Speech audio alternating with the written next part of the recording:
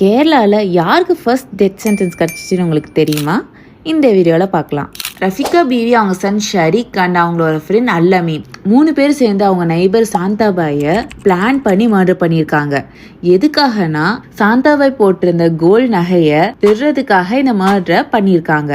Murder பண்ணதும் விக்டிமோட பாடியை அவங்க இருக்கிற வீட்லயே ஒளிச்சு வச்சுட்டு 3 பேரும் வீட்டை காலி பண்ணிட்டு போயிட்டாங்க.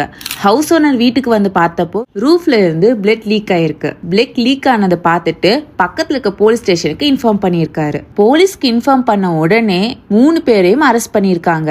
இந்த மர்டருக்கு இன்ட்ரோகேஷன் நடந்தப்போ 2021ல இவங்க பண்ண இன்னொரு மர்டர் பத்தி தெரிஞ்சிச்சு. ஹெல்த் இஷ்யூனால பெட்லயே இருக்கிற ஒரு 14 வயசு பொண்ணை ஷரிக் ரேப் பண்ணியிருக்கான். அண்ட் இந்த கிரைமை ஹைட் பண்ண ரஃபிகா பீவி அண்ட் ஷரிக் சேர்ந்து அந்த பொண்ணை மர்டர் பண்ணியிருக்காங்க.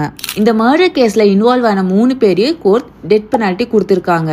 இன்னொரு இன்ட்ரெஸ்டிங்கான ஃபேக்ட் பார்த்தீங்கன்னா, கிரீஷ்மா அண்ட் ரஃபிகா 2 பேருக்கும் டெத் பெனால்ட்டி கொடுத்த same court, Neyyattinkara additional sessions court and same additional district judge AM Basheer தான் இந்த பனிஷ்மெண்ட் கொடுத்துருக்காரு.